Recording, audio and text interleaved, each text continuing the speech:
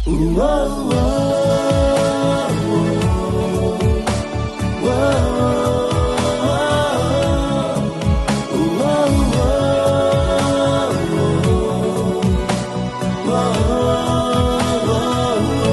Hello ನಮಸ್ತೆ, ಎಲ್ಲರೂ ಹೇಗಿದ್ದೀರಾ? ಚೆನ್ನಾಗಿದ್ದೀರಾ ಅಂತ ನಾನು ಅಂದ್ಕೊಂಡಿದ್ದೀನಿ. ಯಾಕಂದರೆ ನಾನು ನಮ್ಮೂರು ಚೆನ್ನಾಗಿದ್ದಾರೆ, ನೀವು ನಿಮ್ಮೂರು ಹೇಗಿದ್ದೀರಾ ಅಂತ ಕೇಳ್ತಾ, ಸೊ ಇವಾಗ ಎಲ್ಲಿ ನೋಡಿದ್ರು Israel, Iran, America bomb blast ಅದೇ ಸುದ್ದಿಯಲ್ಲೇ ಇದೆ. ಅದ್ರ ಬಗ್ಗೆ ಸ್ವಲ್ಪ ಮಾತಾಡೋಣ ಅಂತ ನನಗೂ ಅನ್ನಿಸ್ತು. ಯಾಕಂದರೆ ಇದ್ರ ಬಗ್ಗೆ ಮಾತಾಡುವಷ್ಟು ದೊಡ್ಡವನು ಅಥವಾ ತುಂಬ ತಿಳಿದಿದೆ ಅಂತ ಅಲ್ಲ, ಬಟ್ ಸೋಷಿಯಲ್ ಮೀಡಿಯಾ ಒಂದು ಕಳೆದ 4-5 ದಿನಗಳಿಂದ ಓಪನ್ ಮಾಡಿದರೆ ಅದರಲ್ಲಿ ಕೆಲವೊಬ್ಬರು ಇಸ್ರೇಲಿಗೆ ಸಪೋರ್ಟ್ ಮಾಡ್ತಾರೆ, ಕೆಲವೊಬ್ಬರು ಇರಾನಿಗೆ ಸಪೋರ್ಟ್ ಮಾಡ್ತಾರೆ, ಕೆಲವೊಬ್ಬರು ಇಸ್ರೇಲನ್ನು ದೂಷಿಸ್ತಾರೆ, ಕೆಲವೊಬ್ಬರು ಅಮೇರಿಕಾವನ್ನು ದೂಷಿಸ್ತಾರೆ. ಸೊ ಅವ್ರ ಬಗ್ಗೆ ಒಂದು ಸ್ವಲ್ಪ ಮಾತಾಡೋಣ ಅಂತ ಅನ್ನಿಸ್ತು.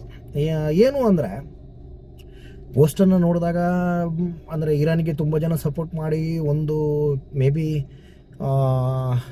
50-60 ಪ್ಯಾರಾಗ್ರಾಫ್ ಅಷ್ಟು ಬರೀತಾರೆ. ಇನ್ನು ಕೆಲವರು ಇಸ್ರೇಲಿಗೆ ಸಪೋರ್ಟ್ ಮಾಡಿ ಬರೀತಾರೆ. ಸೊ ಯಾಕೆ ಇದು ಆಗ್ತಾ ಇದೆ ಅಂತ ಗೊತ್ತಿಲ್ಲ. ಬರೀಲಿ, ಅವರವರ ಒಂದು ಪರ್ಸ್ನಲ್, ಅದು ಓಕೆ, ನೋ ಪ್ರಾಬ್ಲಮ್, ಅದನ್ನು ನಾವು ಪ್ರಶ್ನೆ ಮಾಡುವ ಹಕ್ಕು ಯಾರಿಗೂ ಇಲ್ಲ.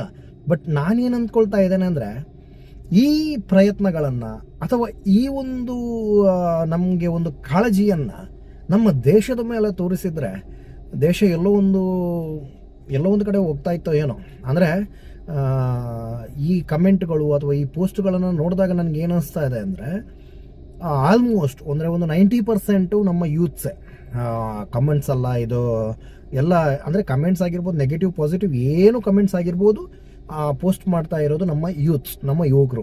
ಸೊ ಅದನ್ನು ಎಲ್ಲೋ ಒಂದು ಕಡೆ ದೇಶದ ಉಳಿತಿಗಾಗಿ, ಅಂದರೆ ಇವಾಗ ನಾನು ಯಾವ ರೀತಿ ಹೇಳ್ತಾ ಇದ್ದೇನೆ ಅಂದರೆ, ಇವಾಗ ಪಾಸಿಟಿವ್ ವೇಯಲ್ಲಿ ತಗೊಳ್ಳೋಣ. ಇವಾಗ ನಮಗೆ ಇಸ್ರೇಲಿಗೆ ಸಪೋರ್ಟ್ ಮಾಡಬೇಕು ಅಂತ ಇದೆ, ಅಥವಾ ಇರಾನಿಗೆ ಸಪೋರ್ಟ್ ಮಾಡಬೇಕು ಅಂತ ಇದೆ.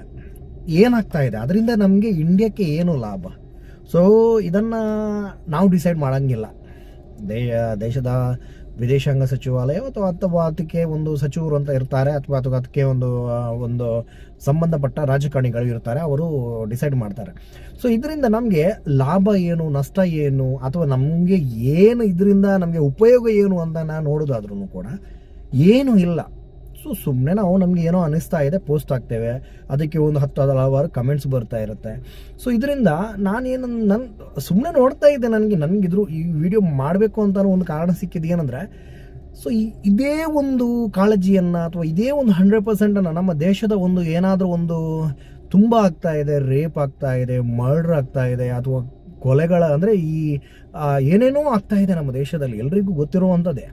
ಸೊ ಅದನ್ನು ಪಾಸಿಟಿವ್ ವೇಯಲ್ಲಿ ಮಾತಾಡಿದರೆ ನೆಗೆಟಿವ್ ಆಗುತ್ತೆ, ನೆಗೆಟಿವ್ ವೇಯಲ್ಲಿ ಮಾತಾಡಿದರೆ ಪಾಸಿಟಿವ್ ಆಗುತ್ತೆ. ಸೊ ಏನೇ ಇರಲಿ ಅದನ್ನು ಬಿಟ್ಟಾಕಿ. ಸೊ ಅದಕ್ಕೆ ಏನಾದರೂ 100% ಹಾಕಿದ್ದಿದ್ರೆ ಮೇ ಬಿ ನಮ್ಮ ದೇಶದಲ್ಲಿ ಏನಾದರೂ ಬದಲಾವಣೆ ಆದರೂ ಆಗ್ತಿತ್ತೋ ಏನೋ.